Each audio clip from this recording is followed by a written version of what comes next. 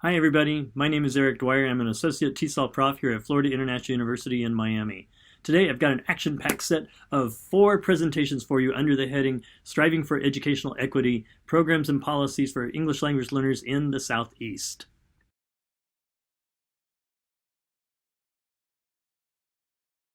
The 4 presentations you're going to see today are part of a larger project that I'm working on with my colleagues Esther DeYoung and Mary Elisabeth Wilson-Patton.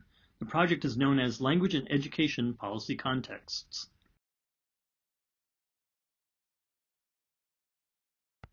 We'll get things started with a quartet of folks, including Mary Elisabeth, along with Amy Pelissero, Mary Lou McCloskey, and Zijing who will discuss the policies around this part of the country in the state of the Southeastern states. Then we'll look at Jacqueline Ellis's observations from What is Missing from the Clipboard. We'll then go to North Carolina and hear from Joan LaChance, who's going to discuss dual language and immersion. Finally, we'll go to Virginia and hear from Elisabeth Chan, who discusses equity for English learners in community colleges. And then we'll have a little Q&A.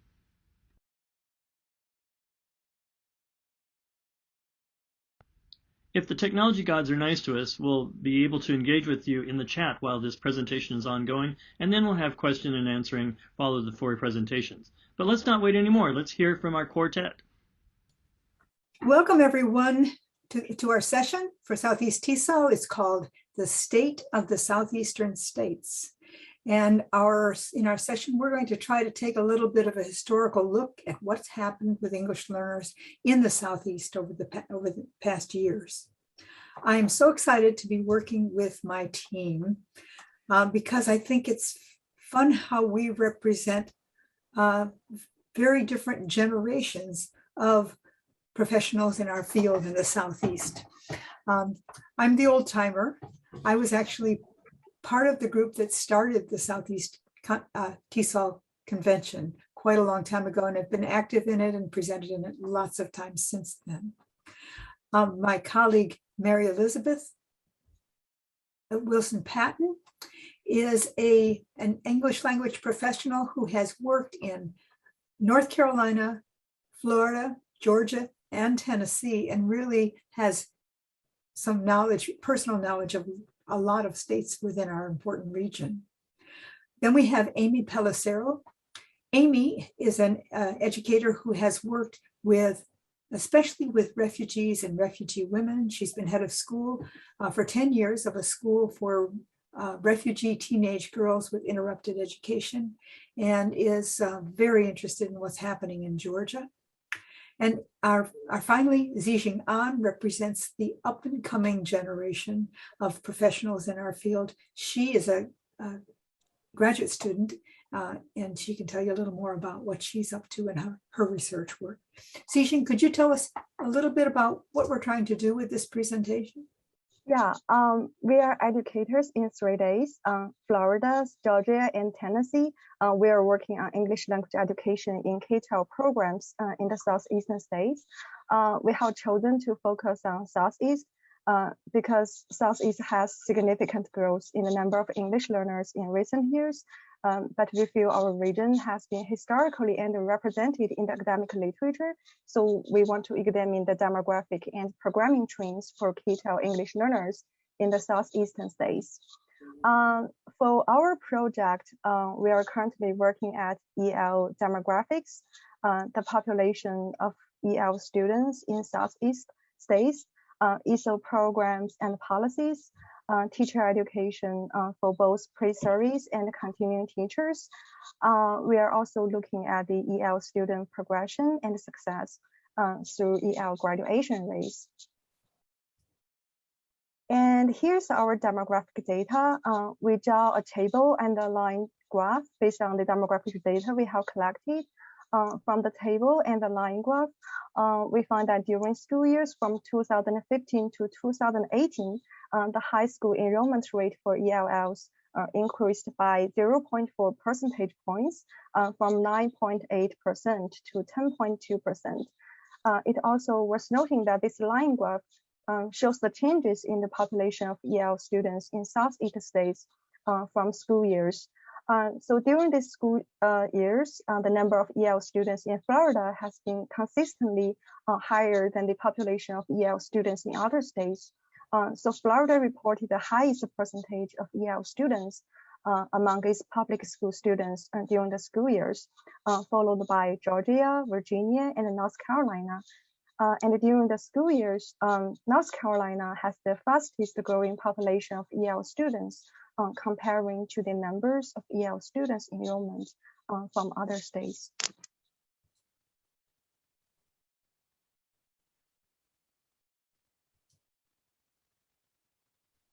So this portion of the presentation is information that was gathered by our colleague, Amy Pelissero, and unfortunately she can't be with us today, but what she did is she looked at English learner programs in the Southeast, and this chart condenses her information very nicely. If you take a look at this, you'll notice that in the first column, she found that there were 3 out of the 11 states that have statutes in place that govern the teaching and learning of English learners. In the other 8 states, programs follow federal policies and use those to govern the teaching and learning for English learners. Now, in the third column, what you're going to see is an amazing array of programming options. And we're going to talk about those a little bit more in just a moment. And in the fourth column, these are the states that are members of the WIDA consortium. And Amy sees that as an indicator of states' commitment to research and evidence-based programming for English learners. But on the next slide, what you can see is that out of that large menu of programming, not all states offer all programs. And as you look across the slide, what you'll notice is while there are a number of options for dual language, bilingual, and heritage language programming, the vast majority of the programs offered across the states are English as a second language or English only models. So although there's been a lot of research over the last 30 years showing the benefit of bilingual based programs, in fact, the Southeast reflects trends that are nationally based, which is that there's a large push towards English first and English only models. Now, what we're doing right now is we are doing a deeper dive into the programming across the states to see out of this then what in fact is actually being used at the district level, and that is to be continued. The next 2 slides just show the data that we have so far based on individual states and the sources for that data, so that when you have the opportunity to review this PowerPoint at the end, and we're going to provide you with the URL that you can get to it with, you can go back and see our sources. Now, the next piece has to do with teacher preparation programs. I need to go back 1 slide. Thank you, there you go. So we also are looking at how teachers are prepared to teach second language learners or emergent bilinguals. So looking across the 11 states, 8 of the 11 states provide initial pre-service teacher preparation certification. So at the pre-service certification level, pre-service teacher education program level, they can get initial certification for teaching English as a second language, which is unusual because nationwide, only 29 states offer initial certification for teaching English as a second language. So the fact that 8 of those states from the Southeast is remarkable. All 11 states offer an add-on certification. But the number of credits involved to get that add-on certification varies wildly, from a low of 9 credit hours for that add-on certification to a high of 30. In addition, 5 of those states have a test out option where individuals seeking that endorsement or supplemental endorsement can take a content area knowledge test, primarily the praxis. And if they pass the praxis, then when they get into the district, usually there's a mentoring component involved and they receive the endorsement. Mary Lou, over to you. Okay, what we've learned so far, one of the things we wanted to look at was to see what we could learn from graduation rates. And this is actually the statewide graduation rates for the various states. And you can see, if you look right in the middle here, the mean is the black line, and that's the nationwide mean of graduation rates. And as you can see, we are fairly evenly distributed above and below the nationwide rate. Our Southeastern states are fairly evenly distributed that way. However, if you look at the English learners, you find that we tend to skew a little more, a little bit lower. And we also have a few states who are at the more extreme lower graduation rates. However, as a mean, the Southeastern states are similar to the nation, not too far away from the nation in terms of the mean of graduation rates. One of the things that concerns us is that there's so much more than these data represent, because we really don't know what graduation rates represent for the various states and what the requirements are for graduation and what is considered a graduate.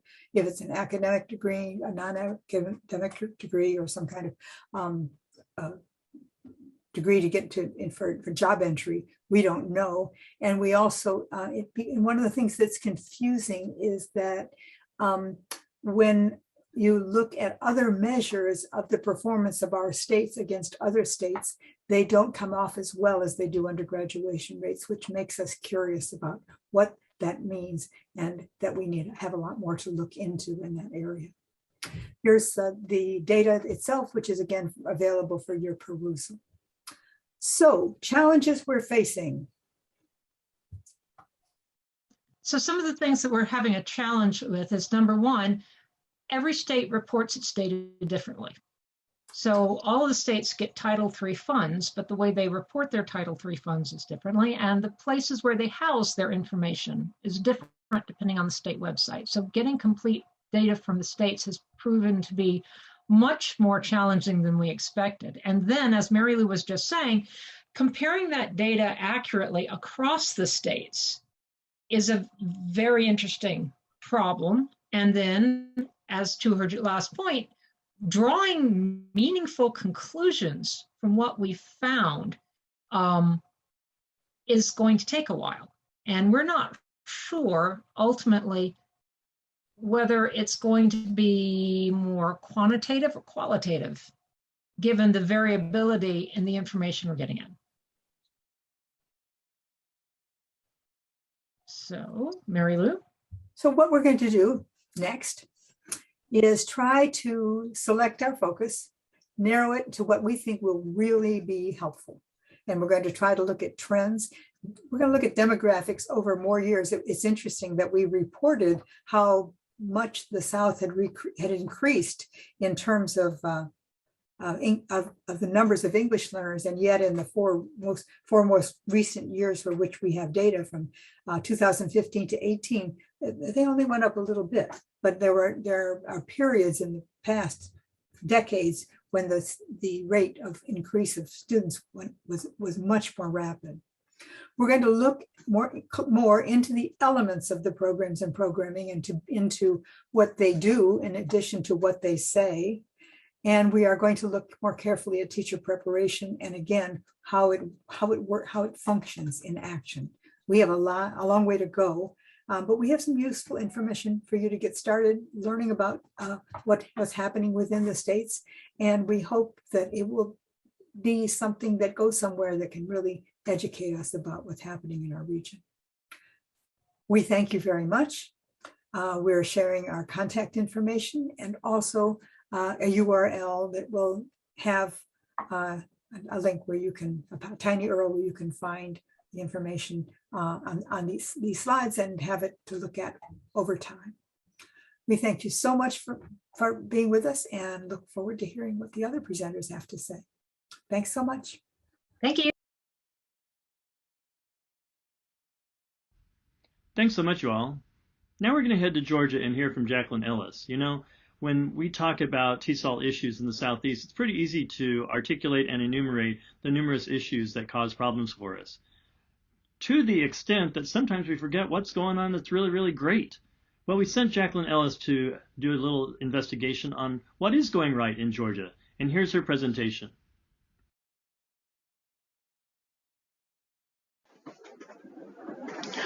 What is missing from the clipboard? Hi everyone, this is Dr. Jacqueline C Ellis. I settled on this topic after having a conversation with one of my colleagues, and she remarked about one of the challenges she had, whereby when individuals came into her building to evaluate the effectiveness of her program, many times they would focus only on the criteria that's written on their clipboard. And for her, whereby those things that are written on the clipboard are important, there are other things that are overlooked.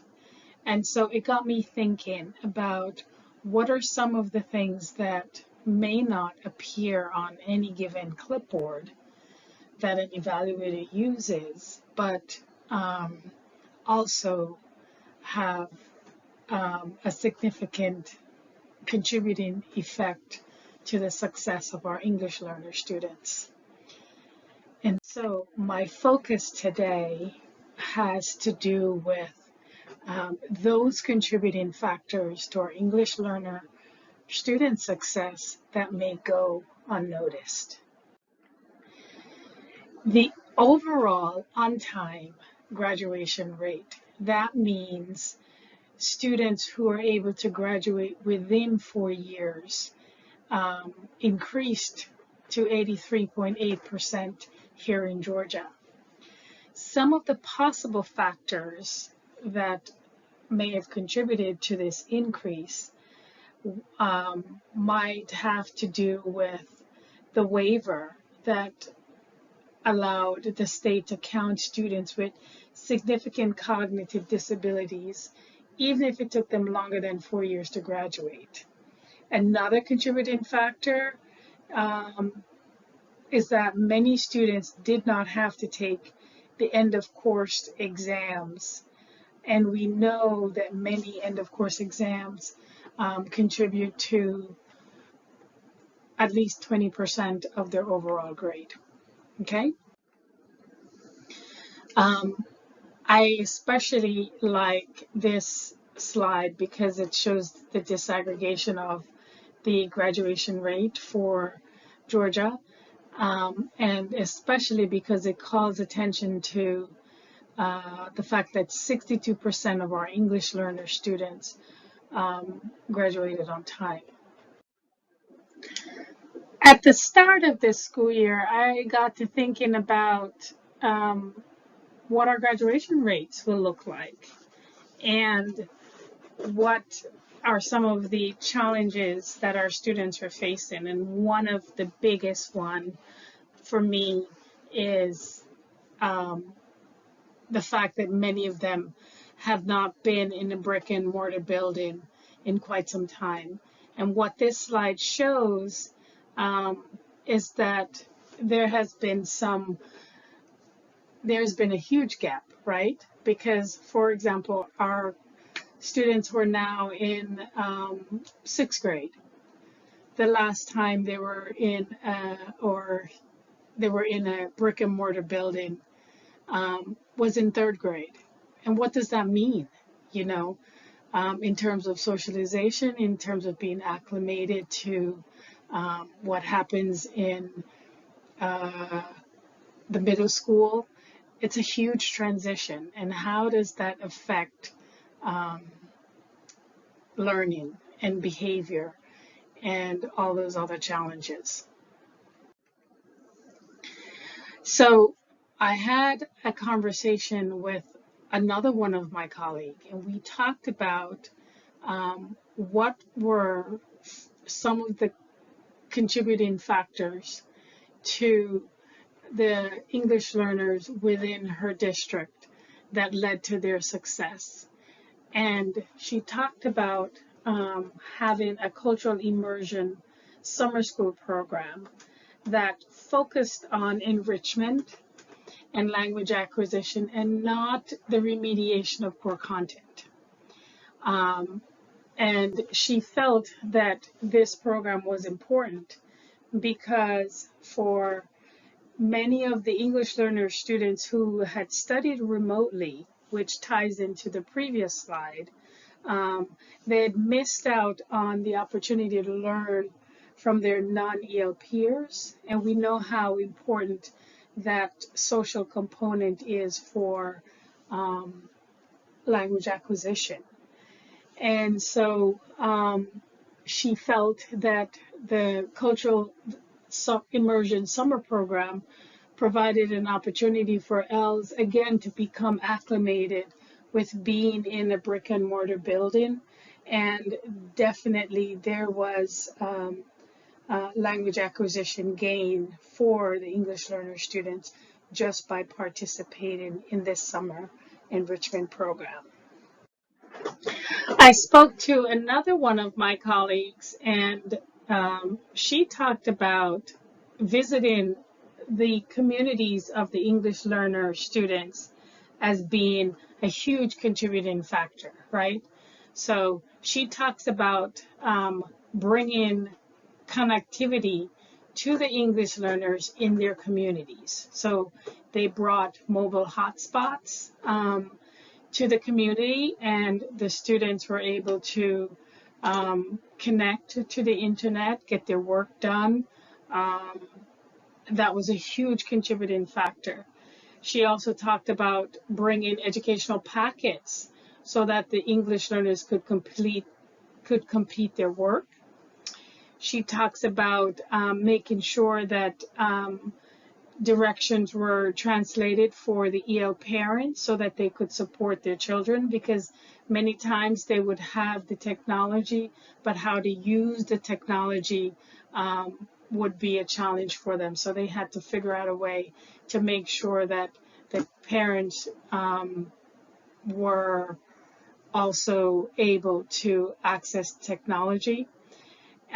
She talked about bringing food to the community to ensure that the ELs were fed, because you know they have to be fed so that they are ready to learn, and that they provided backpacks with resources, basically bringing the brick and mortar building to the community to make sure that the English learner students had all the resources that they need. This speaks to the issue of equity, just to make sure that, you know, they had everything they needed to be successful. I thought that was so powerful.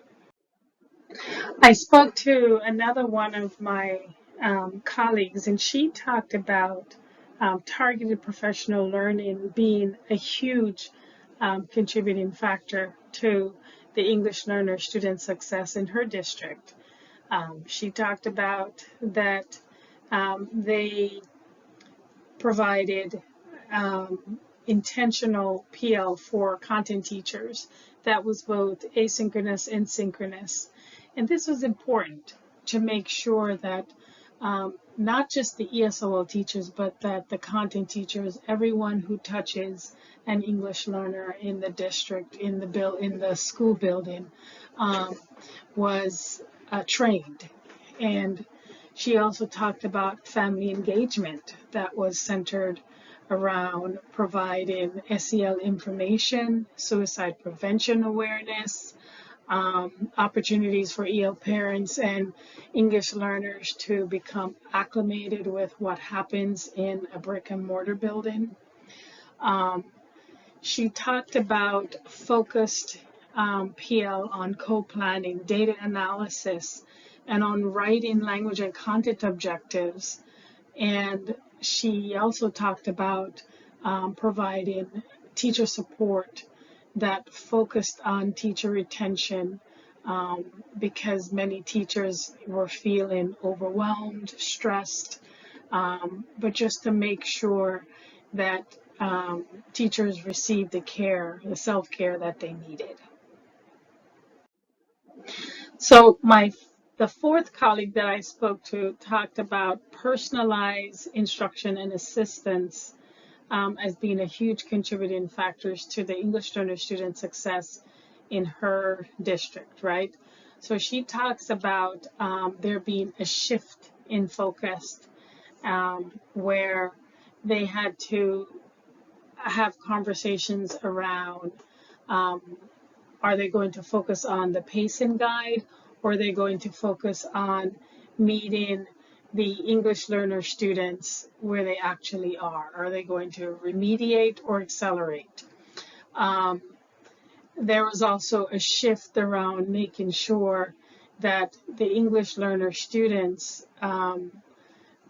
understand or become acclimated to being able to shift to learning in a shared space, because many of them had been learning virtually for the past 18 months or so.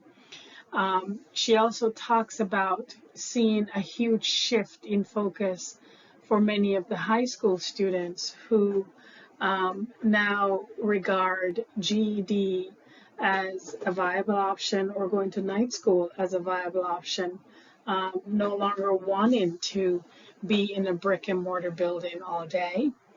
And the huge shift and focus on social and emotional stress. Els needed to feel safe, to reveal their true needs and fears, issues around food scarcity, issues around safety, issues around mortality, was causing huge stress for their English learner students. And so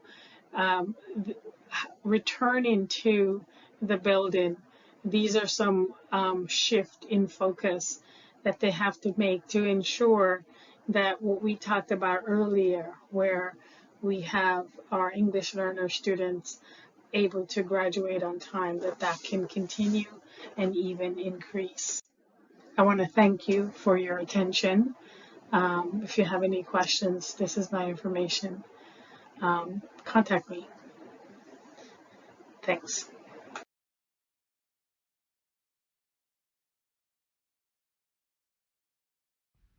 Thanks so much there. Very much appreciate that. I now want to turn to North Carolina and Joan LaChance. She's got quite a story to tell about what's going on in North Carolina and dual language.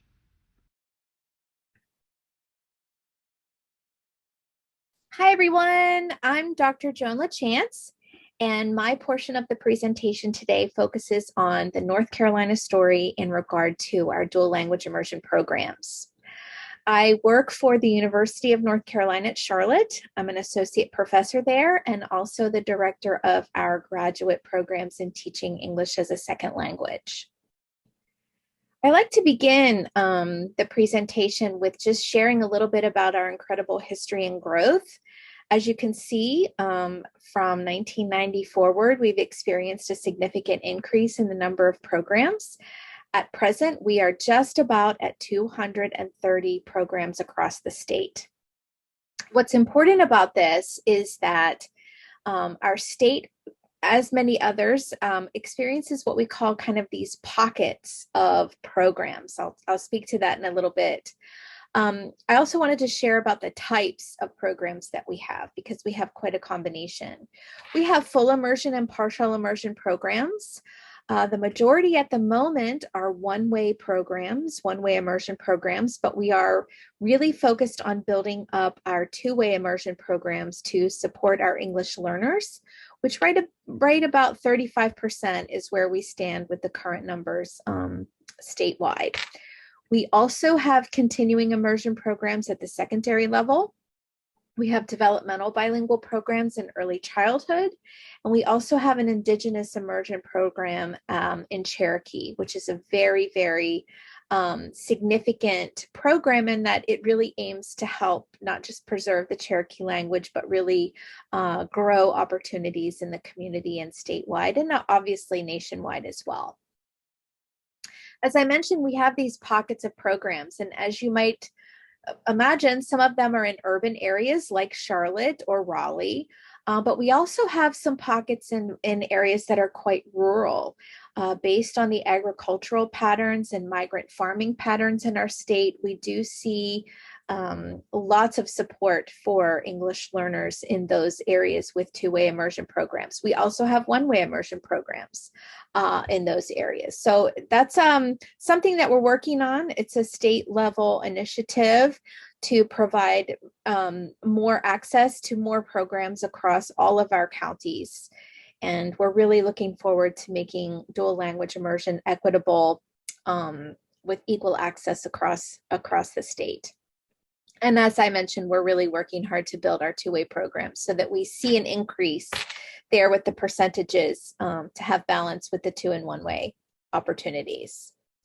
And we're also really strategically focused on building secondary programs. With the licensure in our state, with TESOL and with foreign language education, it is a K-12 licensure category, and we would really love to offer more opportunities for our current elementary program students to then feed into middle and secondary programs. Our partner languages are Spanish, Cherokee, Chinese, French, German, Greek, Japanese, and Urdu. The Urdu program is in Winston-Salem, and it is really an amazing program as it was built from the bottom up. It was a community requested program, and the school system and the local stakeholders made it happen. So we are very proud of that. And there aren't many Urdu programs, Urdu English programs nationwide. So it's something that we like to talk about and share about. As you might imagine, most of our programs, as I said, are at the elementary level now, at just about 61%. We have close to 20% at the middle school level. We also do have some programs that are on the K-8 continuum where students can begin in kindergarten and finish out middle school in a dual language program. High school is just around 8%, and we also have a few pre-K options. So this is a really good combination for us to emphasize areas that we have identified for growth. And again, that K-12 continuum moving into from elementary into middle and secondary.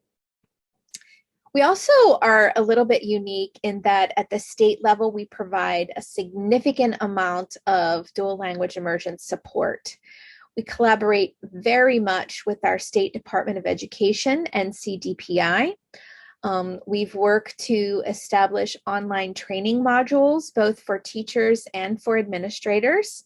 Some of those trainings are asynchronous, where teachers can get information at their own pace, and other presentations are offered in a virtual setting where they are done online, but they're synchronous sessions. They may go for 2 or 3 days with a half-day module, things like that, and very interactive, even though they're online. We offer face-to-face professional development sessions, and we are getting back to offering more of those in our current era with the pandemic. And those are often a combination of content teachers, ESL teachers, and dual language administrators. So that's a very exciting part of our support system. We have a state-led ELs and dual language immersion committee that meets monthly, where we partner with the World Languages division at NCDPI, which really houses the one-way immersion programs. But we partner with them to see how can we help increase the number of two-way immersion programs, what are the current issues with our English learners, and how can we best support that growth and that forward movement. We have a DLI task force that's made up of teachers, IHE faculty, school administrators, community members, organization members, lots of different stakeholders there that meets quarterly to address issues in our state and how can we support them. And also we have an ad hoc committee at the state level that only focuses on IHE collaboration. So our institutions of higher ed, both state and private, like to get together and talk about on a monthly basis, talk about what are some issues that we see from that teacher preparation, administrator preparation what do we see from that area, right? Like what are our common areas of challenge, and what can we do to kind of come together to address them? There's also a huge emphasis on research. One of our IHEs has an NPD grant where they established a dual language area of emphasis in their TESOL teacher preparation program. Eastern Carolina University has an administrator preparation program, also produces a lot of scholarship related to what administrators need in our field. And I'll share a little bit more about what we're doing at UNC Charlotte. And lastly with this, but not the only thing, is that our State Department of Education also publishes an electronic magazine called the DLI Discourse. We're very proud of that, where they share state, regional, and national, and some international levels of information and kind of what's happening in the dual language world. Thomas and Collier Research, we're very proud to have hosted Thomas and Collier in various ways to do research in our state. I'm going to share a little bit about those results. We're featured as a state in 2 of their publications. One of them, I'm going to show you some slides about a longitudinal study that was conducted here, where we have actual student outcomes that were compared with our dual language program, our learners versus students who were not in a dual language program. And then we're also featured in their book that focuses on administrators and giving help to program design, recommendations for accountability, partnerships in the community, and how we can continue our thread of advocacy. One of the most exciting things about this longitudinal study, it started in 2007, was after the first 3 years of research, we as a state reached a point of statistical significance where we could have kept on going with the study and analyzing our student outcomes, but it did reach kind of that plateau of, no matter what happens from here on out, we're going to still see that dual language learners, in a sense, are outperforming their monolingual counterparts, students who are not in a dual language program. The participants in the research were seven school districts with dual language programs. 11 of those participants had Spanish-English programs, and 1 of them had a Chinese-English program. And this is where it gets really exciting because we begin to see the outcomes in our end of grade state level tests. Those are our high stake tests. Every state kind of has a different name for them.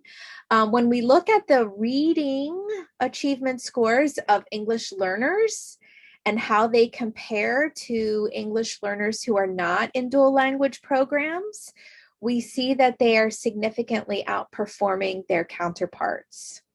The same thing happened when we looked at students of low socioeconomic status. The same thing happened with African American students. And statistically, the same thing happened with students identified as students with exceptionalities or special education. So what we like to share in the end, if you are very interested in statistics, we can talk about it at a very statistical level, but in the end, with our community stakeholders, what we like to say very easily is the students who are in our dual language schools are outperforming the students who are not in our dual language schools and are not in our dual language programs, especially with regard to our English learners. We also have a global languages endorsement, or our state seal of biliteracy.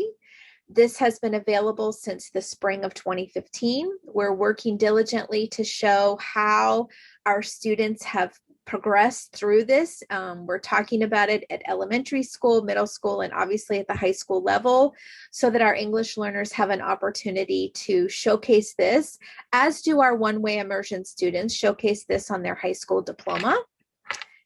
And finally, the UNC Charlotte, we're definitely leading the charge when it comes to addressing things connected to dual language licensure in our state. Some of those things include developing a prototype for task 4. For those of you that are EdTPA states or familiar with the EdTPA benchmark, we are an EdTPA state here in North Carolina, so we're working to develop a prototype that would be dual language immersion specific. We're also very connected to CAPE, the Council for the Accreditation of Educator Prep, in that we helped found a new specialized professional association called EMMA. There was not a CAPE SPA, formerly that focused on dual language teacher preparation, and now there is. EMMA is an acronym. We're very proud of this because we asked the field for input and they helped us name it.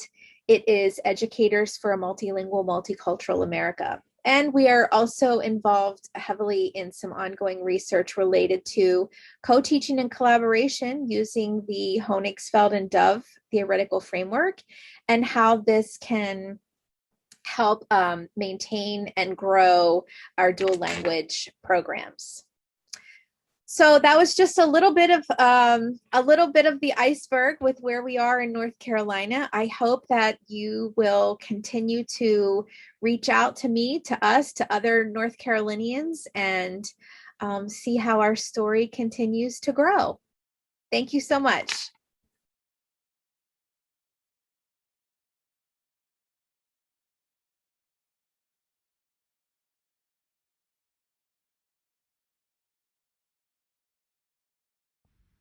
Thank you.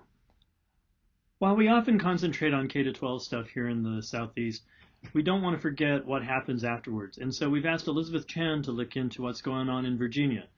Take it away. Hello, everyone. Thanks for coming to my talk on equity for ELS in community college. So I'm going to start off with a little bit of background, talk about some gaps in the literature and where the literature focuses on the student population. And then I'm going to go into 2 particular equity issues that I feel are pressing. And I'll finish with recommendations.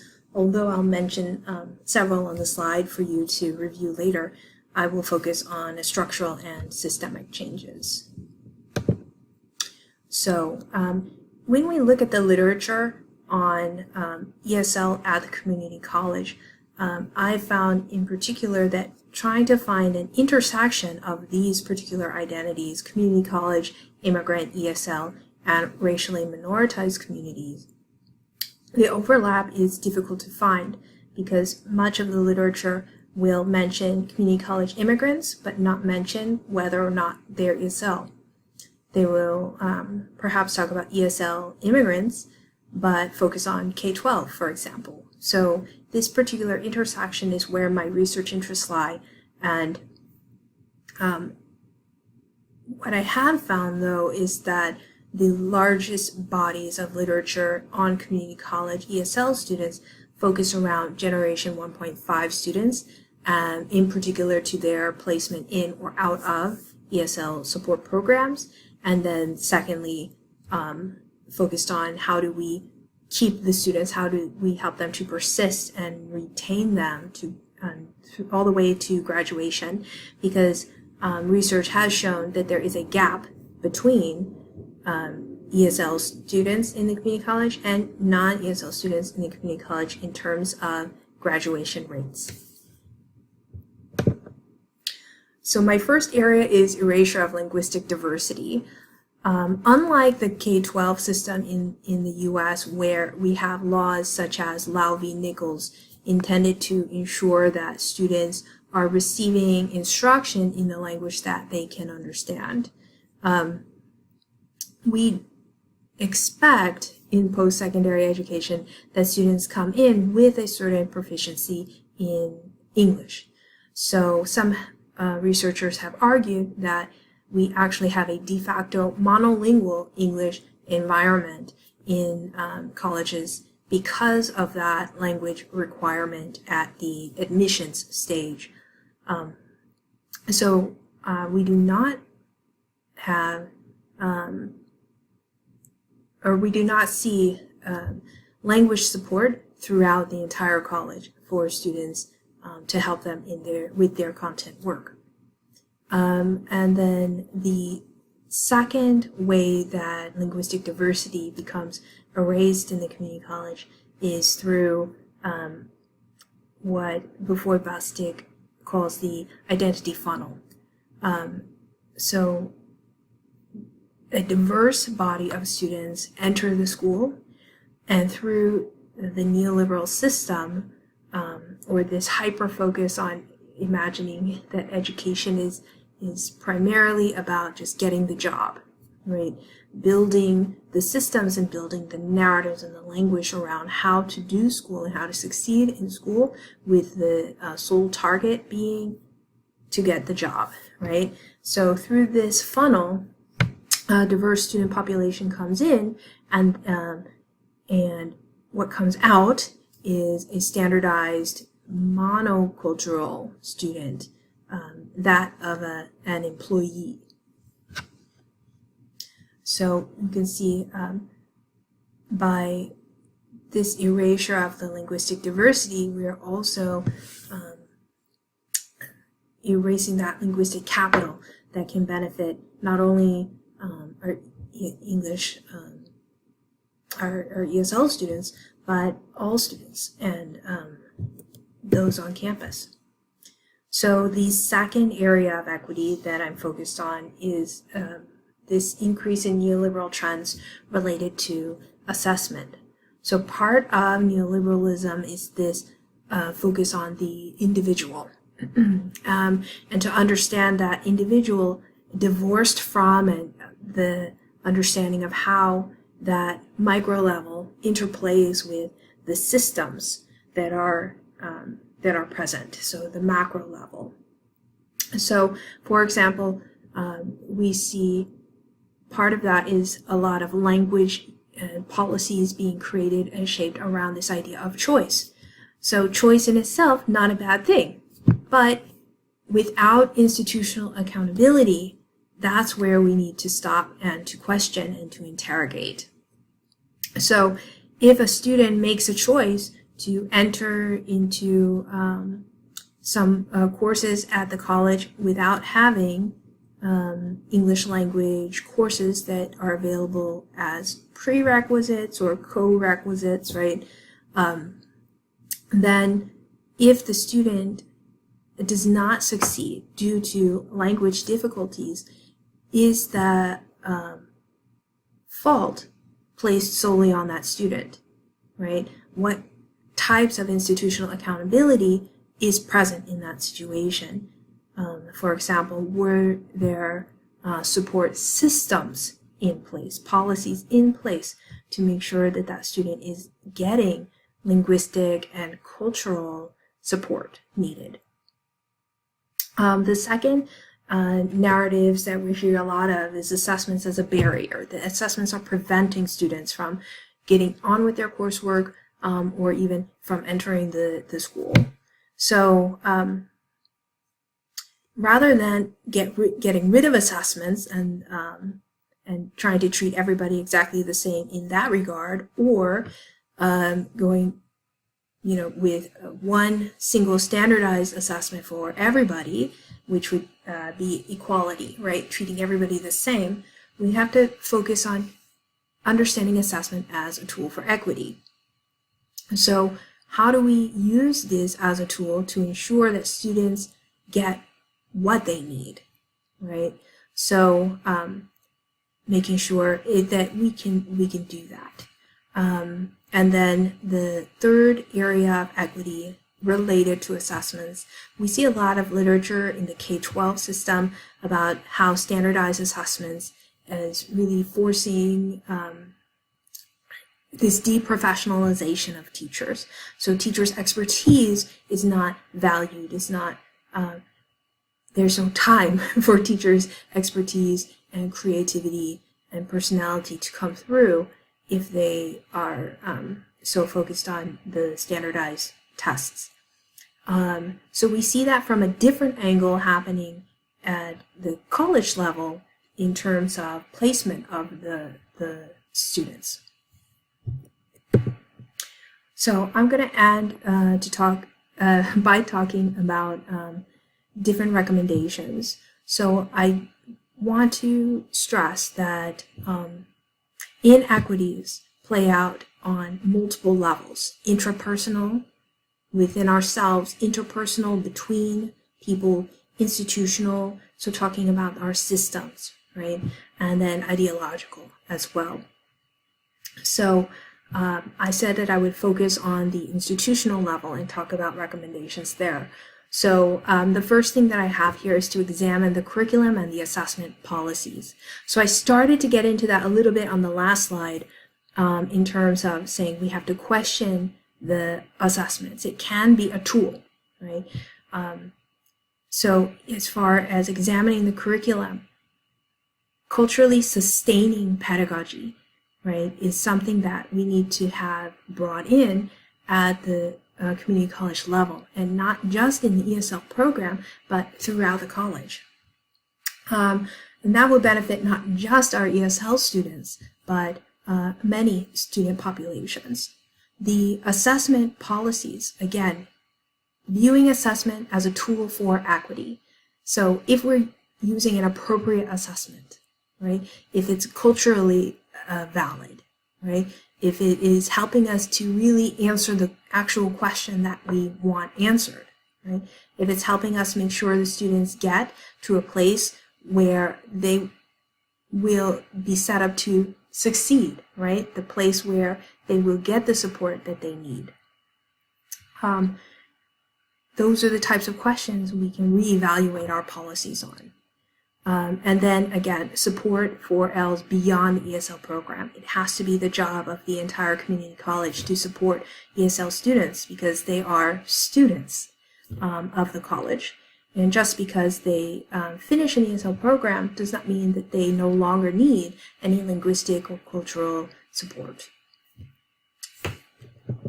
So I'll end there. I'll say thank you. I'm leaving my contact information here. If you have questions, please feel free to reach out.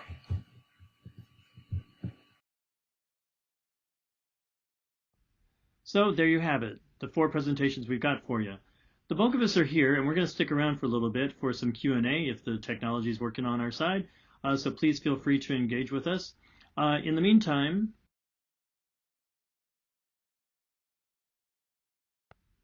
I'll stick our emails up here for you in case you want to give us a write, and I'm sure we'd love to hear from you.